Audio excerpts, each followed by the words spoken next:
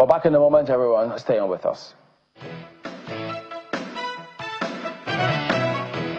The important thing of what happened on that final match is it undermines the good work that CAF has done over many, many years to ensure that that there's integrity, that there's respect, that there's ethics, that there's governance, as well as credibility of the results of our football matches.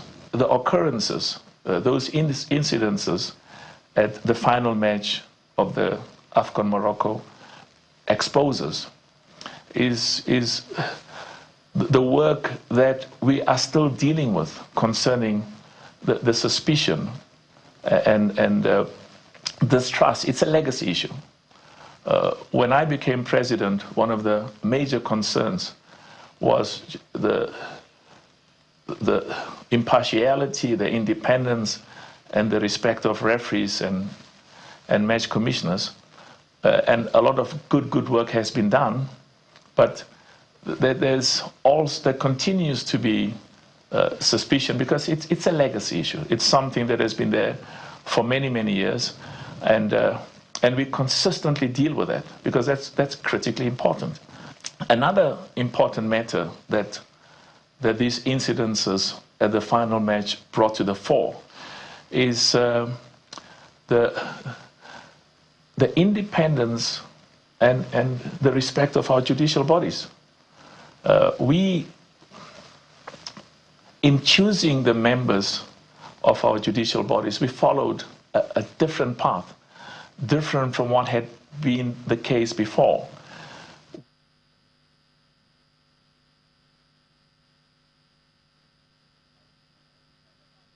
Welcome back to Sunrise Day. That still generating a lot of heat and controversy about Senegal being stripped of the AFCON title.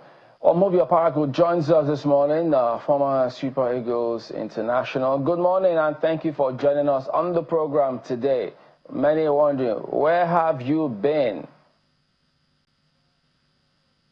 Morning. Good morning, family. So good to see you. Good morning, everybody. Thank you so much. Let's jump right into it. Give us your impression about this matter, because, I mean, having been lifted trophies yourself, playing for the country, and then you hear that the title has been stripped from you in the boardroom. What goes through your mind? What do you think is going through the mind of the players at the moment? First, we have to consider the winners, because I have to speak on my own opinion now. I'm not quoting anybody on this issue, but when you play football and the game is on the final level, something like this comes up, the referee has all to say, because in the rules of the game, tells us that the referee has the final say, and the referee has already said what he thinks is the right thing, and now everything that he said have been turned around. I just don't understand, and I don't believe what the CAF officials or arbitration, wherever they went to, up the decision. I'm not up to it because I don't believe in outside decisions when it comes to football. Football is a game of 22 players. They have to decide and do the right things. Okay. I think the referee did what he's supposed to do, and he didn't provoke anybody. He did the right things, and by the end of the day, his decisions was good, and now the opting of his decisions is not acceptable. All right. Let me bring it back home about the Super Eagles, because it was very dear to Nigerians' heart. At the time you played, and then the trophies that you won, not just about the trophies that your team won, it was also largely about the way the team went about it, the character of the players. The team had an identity. We had a style of play. Almost in every department, Nigerians could identify with the national team at the time. But ever since then, there's been a huge difference. We're still struggling to see how we could replicate that feat that we did and then sustain it for a while. So could you tell us, having been deep in that team, what was the difference? What did we get right at that time? Why do we seem to be missing out now? Because yet again, we're not in the World Cup. Thank you for bringing up this issue. This issue has been, lingering all this while, all this time. Nobody is trying to, bring it up so that it can be discussed on issues on a position like this. First and first, there was a beautiful, a stable, a truthful crew that was managing football in Nigeria, the NFF, the NFA crew, headed by the secretary was the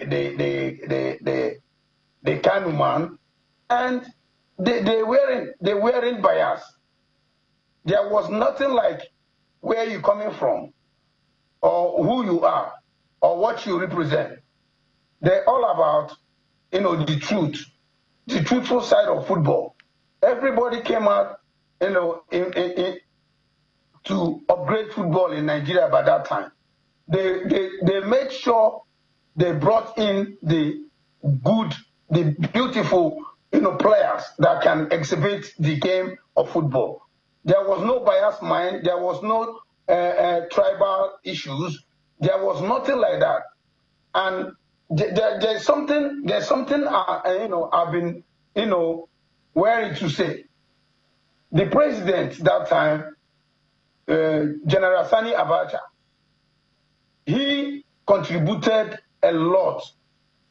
He contributed more than 100% when we were, in the Super Eagles, when we were in play, when we were active. He was the one that was channeling issues that made us, became what we were that time. The Super Eagles and the national team in particular was one of the best in the world because of, the governing body. The governing body did everything, to empower the team, to empower Nigerian football, to make sure that there was nothing like tribal thing that, was coming in that time. That was what I always want to say, because that period, nobody cared about where you're coming from. It's what you can represent, what you can do, what you can, contribute, to upgrade, our game. And the management, the NFF crew that time, they weren't selfless. They weren't selfish. They were selfless because nobody was thinking about, what he or she would gain. They were thinking about the country itself. Everybody was like concentrating on what, they can do to upgrade the standard of our Super Eagles, team that time. It wasn't all about who you are and what you and where you're coming from. It's about what you can contribute, what you can give, what you can give to the country. And they try to, All right, Mobi, what we'll do is, this is clearly just the tip of the iceberg. We'll have time to have a detailed, at least an elaborate conversation on this matter because, Nigerians love their football, love their sport. So we'd like to see what do we do right at that time, what is going on wrong now, how do we correct it moving forward. So in the meantime, well, thank you for your thoughts, your contributions this morning. We'll have to, of course, contact you subsequently and have a more elaborate conversation. So Mobi Oparaku, thank you for your time today. Thank you so much.